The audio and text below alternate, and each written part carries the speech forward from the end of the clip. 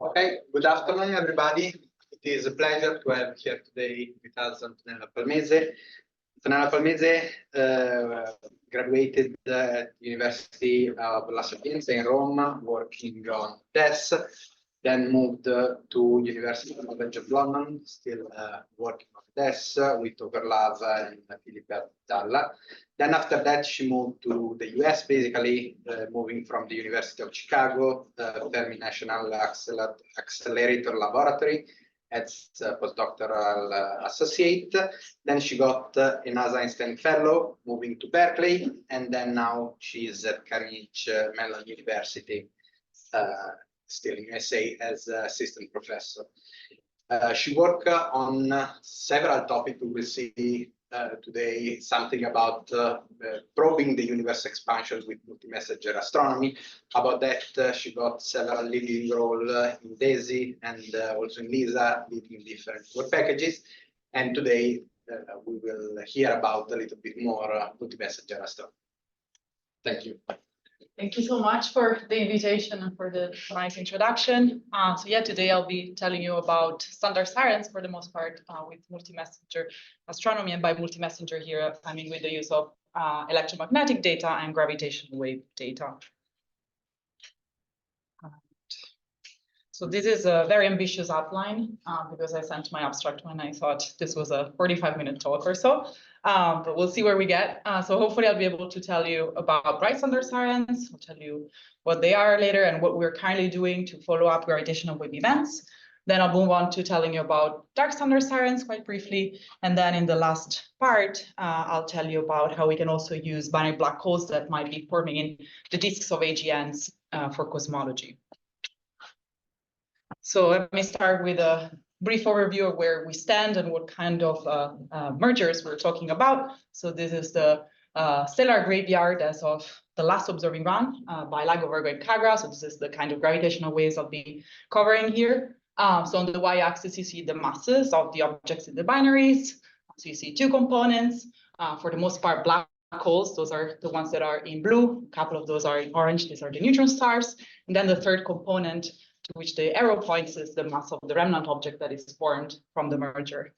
So this is the landscape, for the most part, binary black holes that we use as dark standard sirens, and a few binary neutron stars, for which one we use as a bright standard siren. On the electromagnetic side of things, I'll be using data from the Dark Energy Survey, DES, and the Dark Energy Camera, or DECam. So DES was a 6-year program that ended in 2019. We had a wide field survey that had that tank-shaped footprint that you see there in the bottom plot, covering about 5,000 square degrees, about 300 million galaxies in G, R, I, Z, and Y bands. There's a lot of public data, and I encourage everyone here to use it and ask me questions later if you have any. And to carry out the Dark Energy Survey, the Dark Energy Camera was built at Fermilab, or DECam. And although DES is over, we're still using the Dark Energy Camera to perform follow-up of gravitational wave events, amongst other things. One of the reasons being is that LSC is not online yet, so DECam is still one of the best instruments that we can use to find this faint kilonovae that we expect to see associated with binary neutron star mergers. So one of the reasons being that it has a quite large field of view, about 3 square degrees, and it's mounted on a 4-meter telescope. So compared with something like CTF, it lets us go a little bit deeper so that we can find this faint kilonovae. The other survey that I've used and I'm still involved in is the Dark Energy Spectroscopic Instrument. So as the name says, a little bit different, not a photometric survey, but a spectroscopic survey. The instrument has 5,000 fibers, which means we can observe up to 5,000 objects at once over a field of view of about 8 square degrees. So again, quite large field of view, which is quite interesting to do follow-up of these gravitational wave events for which typical localization regions in the sky cover tens, if not hundreds or thousands of square degrees. For the DESI survey, what we expect to cover is over 14,000 square degrees, over 40 million galaxies that will be observed, and we'll get redshifts for those. We started taking data in early 2020. We're now undergoing the third year of observations, and we're currently ahead of schedule, which is quite unusual for a survey.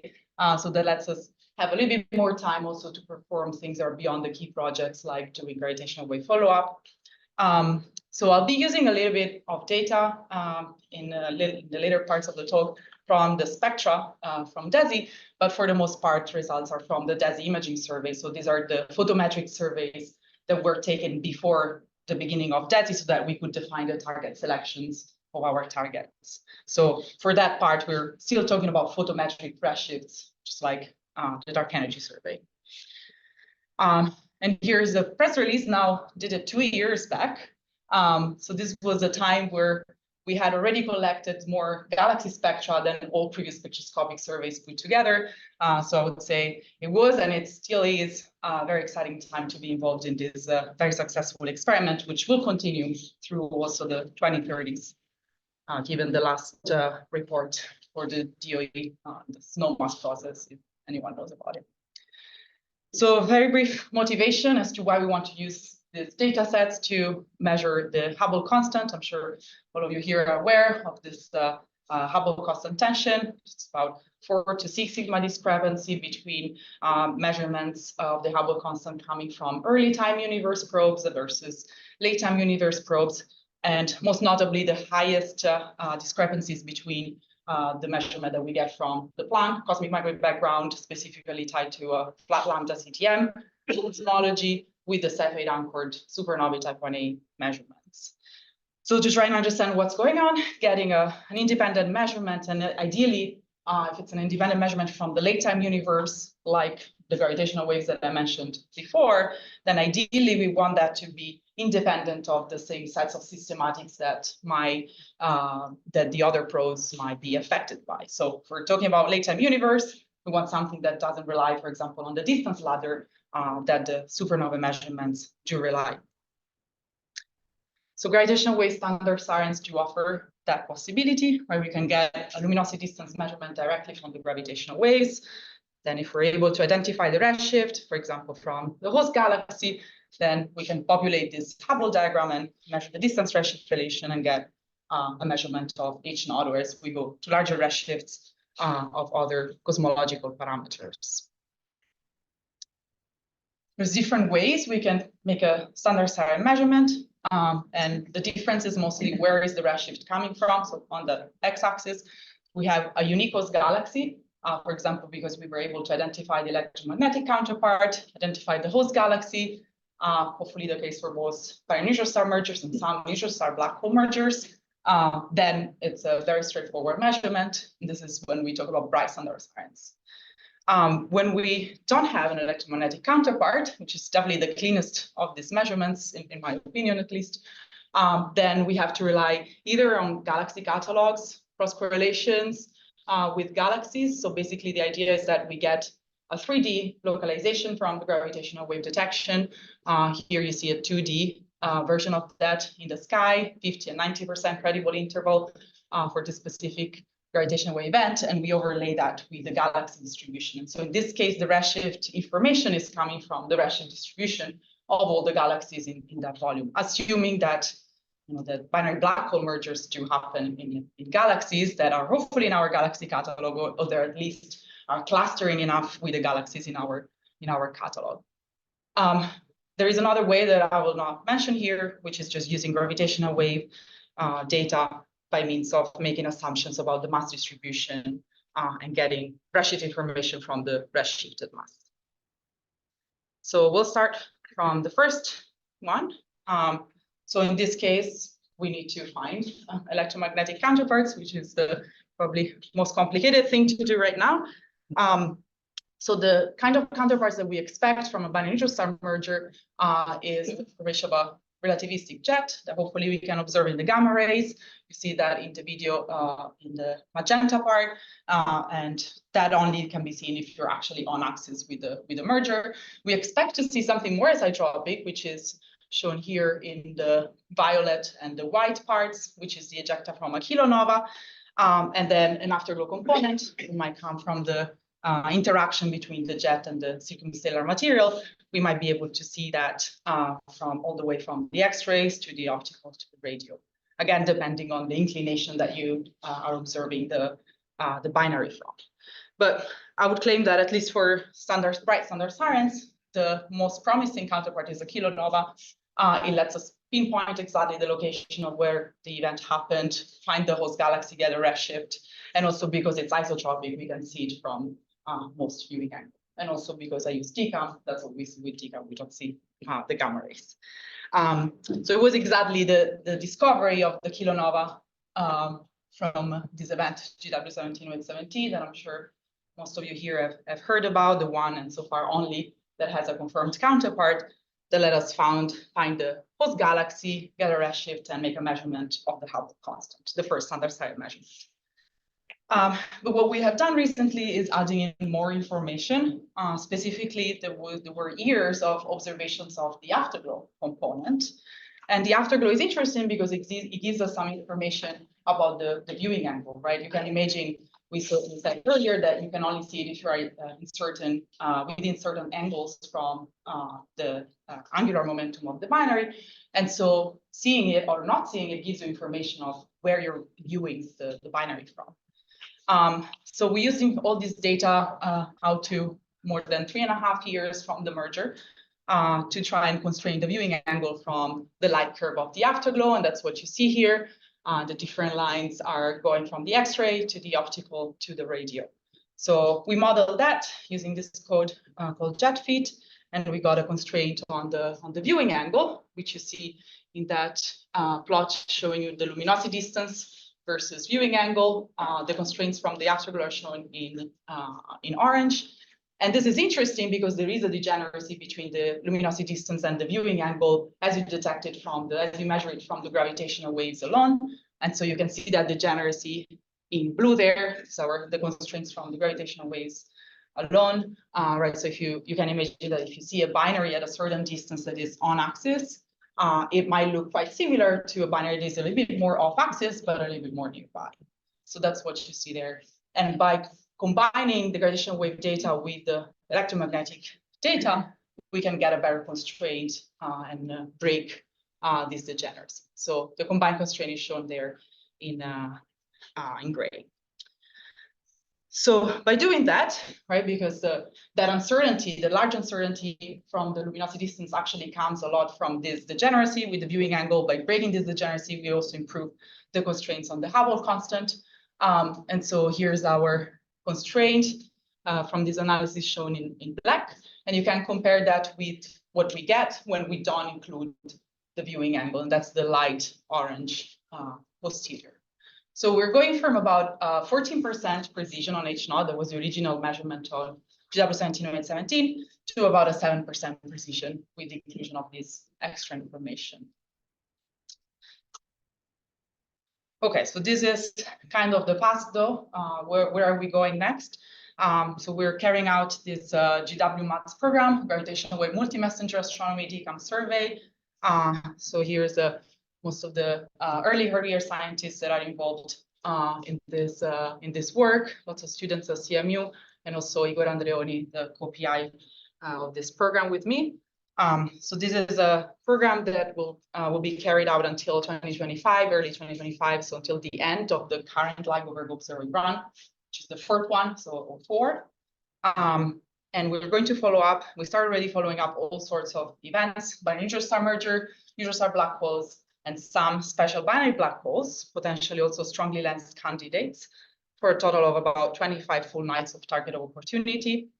We're rapidly reducing all the data and also reporting it to the public through the transient name server and the GCNs. So you can find our results there. And here I'm just reporting our first follow-up of this binary black hole merger candidate, S230922G.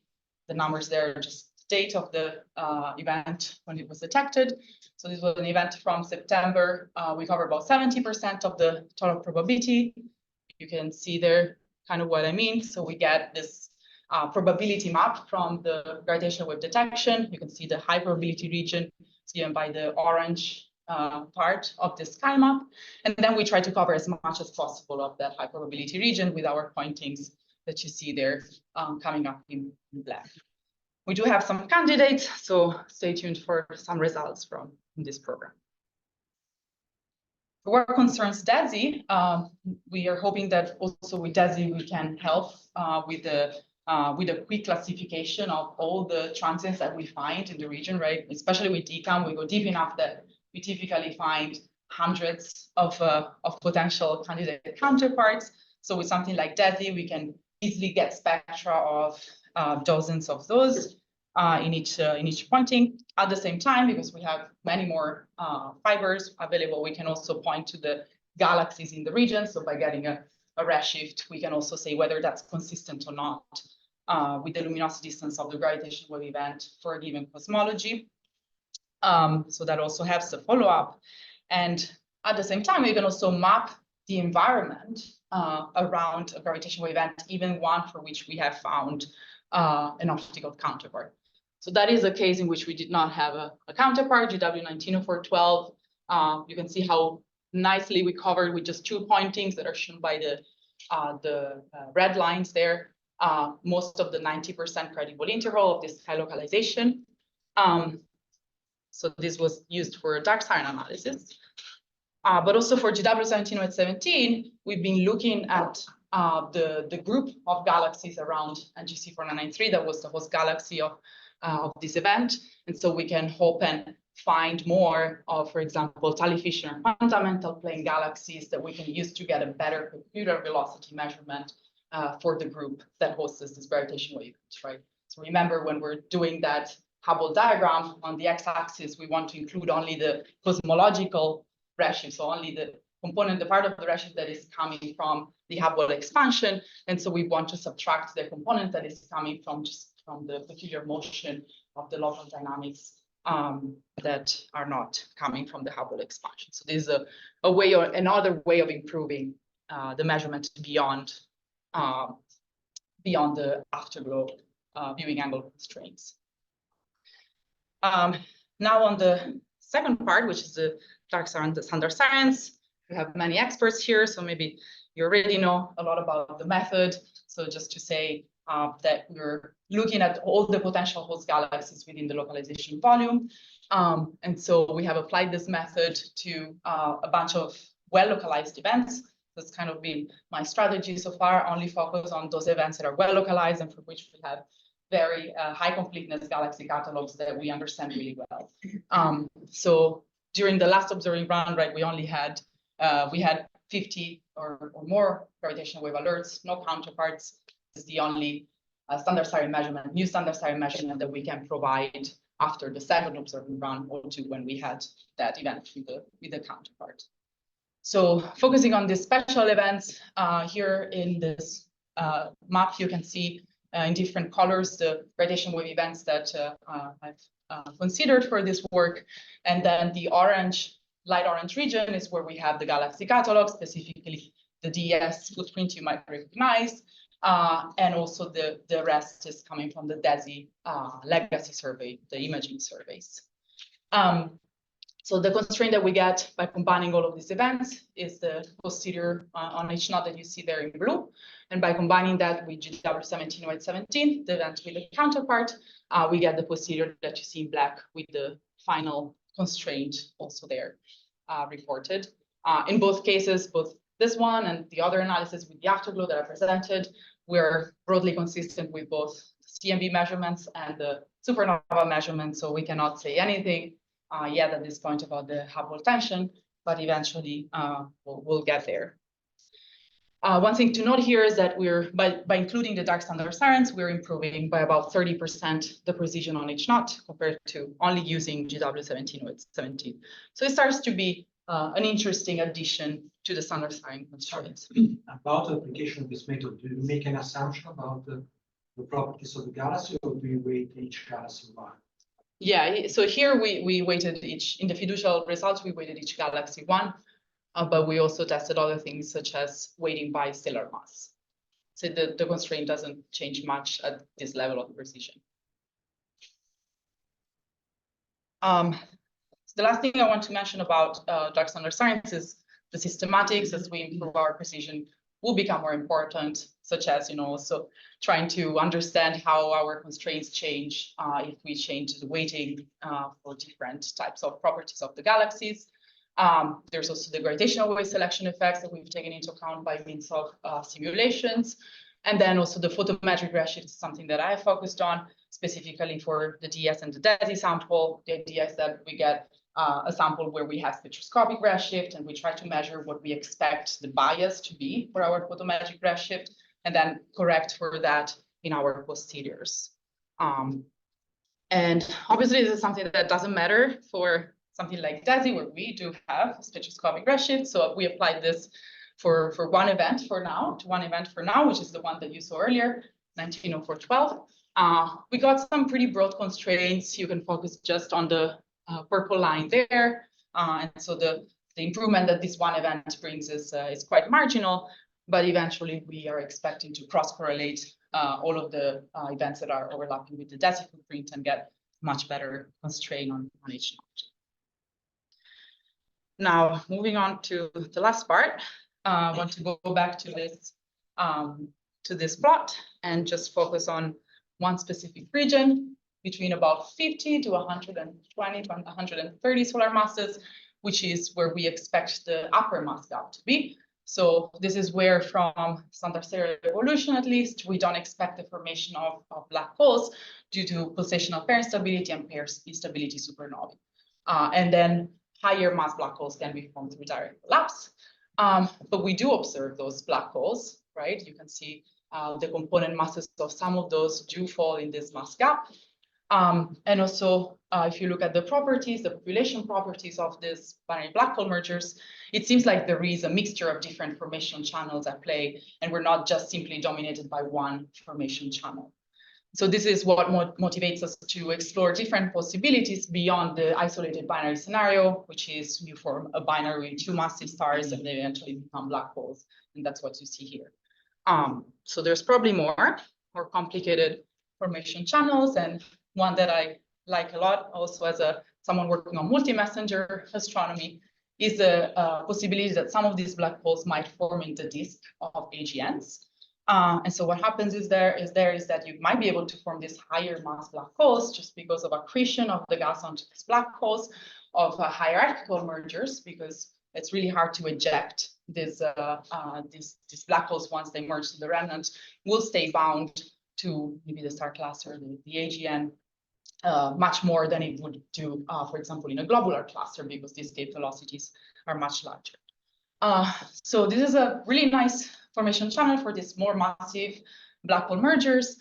And also it might give rise to electromagnetic counterparts just because of the presence of gas around the black holes. So through shocks and accretion, you might be able to see something. And this was actually proposed with 7 different gravitational wave events that might have a candidate counterpart that is coming from an AGN.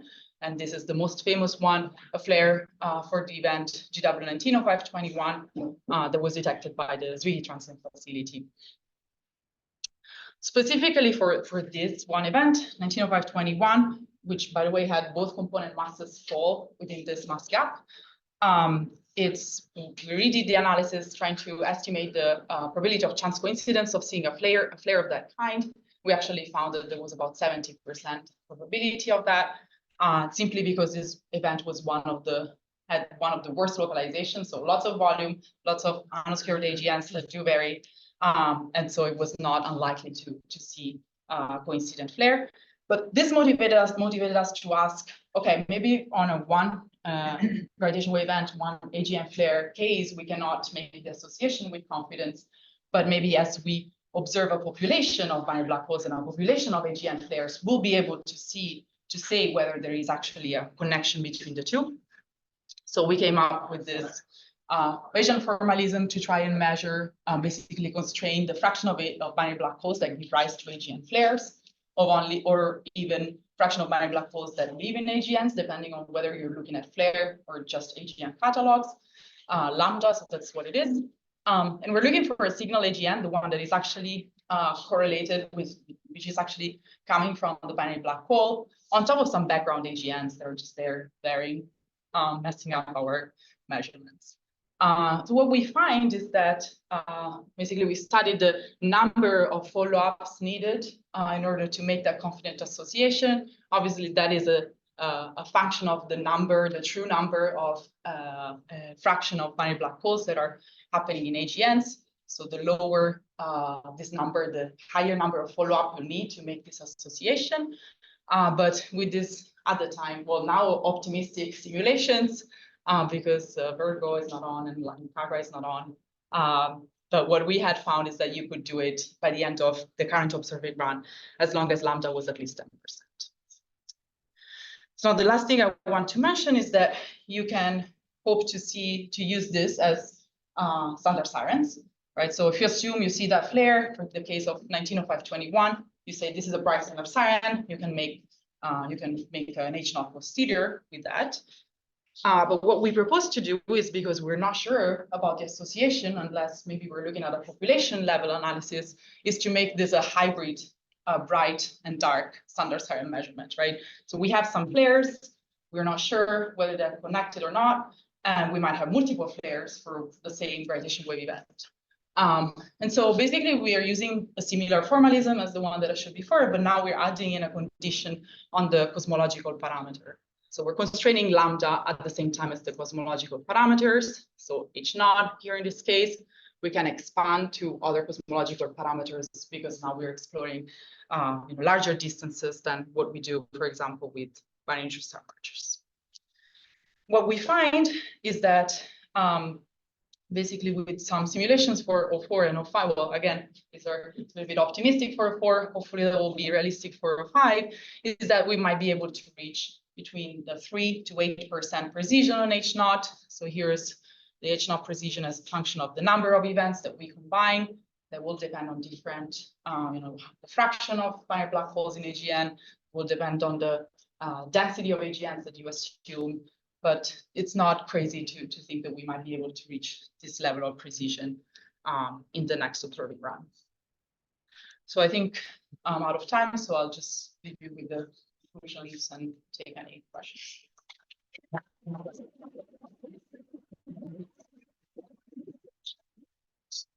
Questions from the speaker. Thanks. So I wanted to ask in the second part of your talk, where you show the posterior distribution of H0. So this will improve in the future, but do you have on top of your an idea of how many samples do you need eventually to be able to distinguish the two regime of H0, side redshift and redshift, or eventually to say something about this? What is the number? That you aim? So you're talking about the dark standard sirens? Okay. Yeah. Well, first, the level of precision that we need is about 2% to try and discern between these two measurements. And to reach that 2%, we need hundreds. So the numbers, because my analysis has been focused more on the well-localized events, I have in mind like about 200 well-localized events, which means a few thousand binary black holes in general. So that's something that will be possible, hopefully in the next observing run. Definitely not this one, and definitely not without Virgo.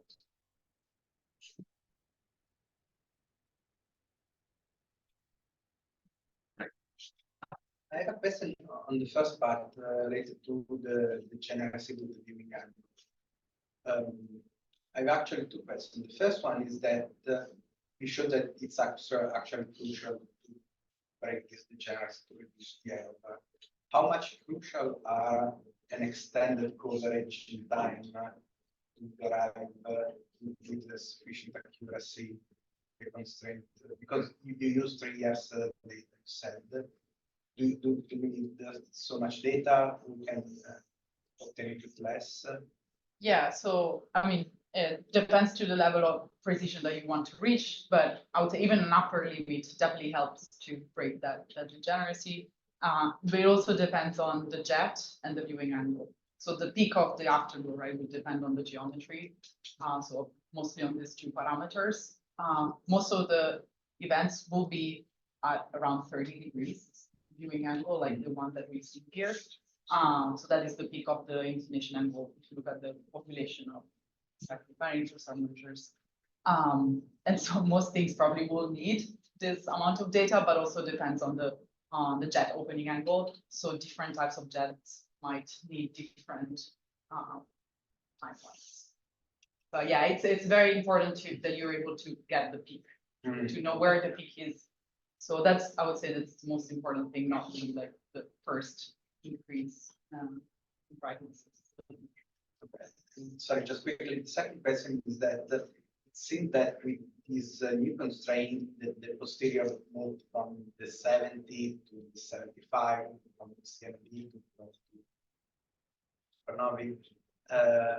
What are the systematics that might be involved in the determination of the viewing angle that can move?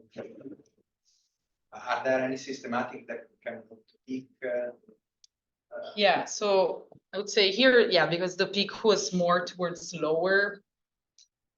The peak of the blue distribution, it's hard to see for me, was slightly moved towards lower viewing angles. But the late time part of the afterglow is preferring larger viewing angles, so that's why it's shifting a little bit. So we explored, changing a lot of the different assumptions, and specifically the parameter that the viewing angle is most degenerate with is the jet opening angle. And so we tried, changing the assumptions in that regard. We actually don't see a lot of movement in our posterior, so this is actually what the different gray lines are showing here. So there is a little bit, yeah, it does shift a little bit in that sense, not significant at this level of precision. But I know that there was another paper that was using different hydrodynamic simulations that was seeing a little bit more of a shift. But what we're doing here is we're trying to make also consistent analysis that take into account also the superluminal motion of the jet. It's mostly from the radio, also some from Apple. So by doing that, we don't see a lot of shift in this case. But if you don't take that into account, just use the afterglow, because of this degeneracy with the jet viewing opening angles, you might get more of a shift. Yes. Another question about these bright sirens. Yeah. So is the redshift coming only from the host galaxy, or is something you can get also from the afterglow?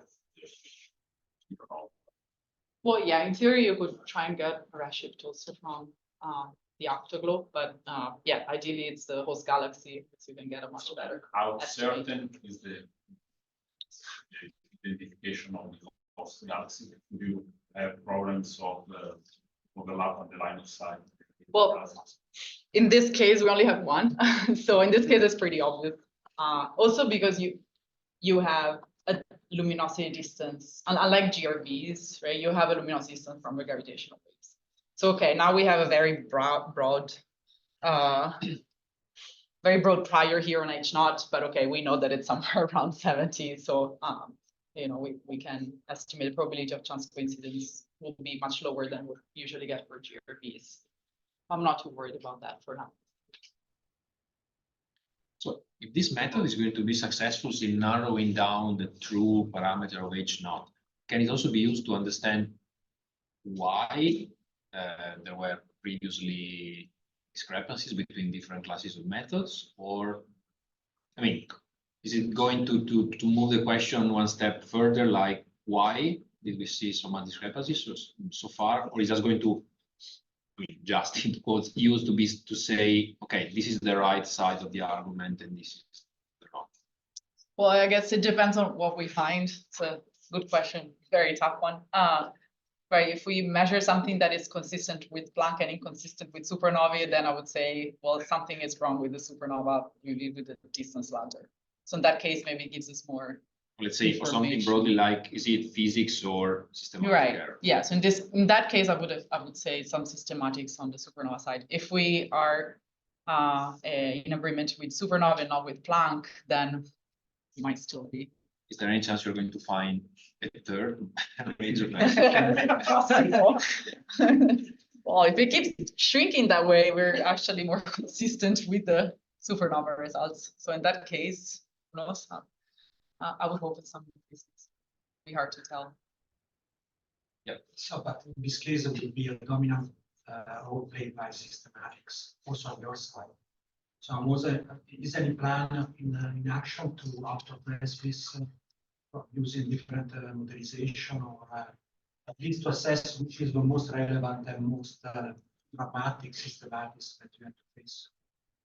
Yeah. Already an idea of, Yeah, I mean, the nice thing is that it's a completely different set of systemi. So it would be, I don't know, I'm going to guess unlikely that we're leaning biased in the same way as the supernovae by having done a completely different analysis with very different systematics, but it's possible. And definitely the people are working now, and we're also working now on assessing the systematics. There's some currents of thinking is that maybe, you know, the inclination angle additional constraints is what might be more model dependent compared to other possible systematics. So this is something that definitely we have to be careful with. But everything else, gradation with selection effects, I think it's pretty simple, pretty clean. So I'm not too worried about that. This is something we need to take into account. in order to go to other cosmological parameters like visual state, doing something like that, we have to wait for visa, or there are some plans also for this side. Well, so I would say even for next generation and other people working on forecasts on that, I'd say that I'm maybe wrong, but or the forecasts that I've seen so far are not competitive with other dark energy experiments. So even then, like, I think, yes, we have to wait for LISA and next generation detectors, but even then we're probably not competitive with dark energy experiments. But there's a lot, I mean, I think it really depends on like how many counterparts we can find and things like that. So that's something that we're working on, especially on the afterglow part. You know, how many of those we can actually find where we cannot find the kilonova, and it would really depend on that. I think the bright sirens will hopefully dominate, but together with the with this other gravitational wave only standard sirens, those will be very interesting for the higher redshift measurements.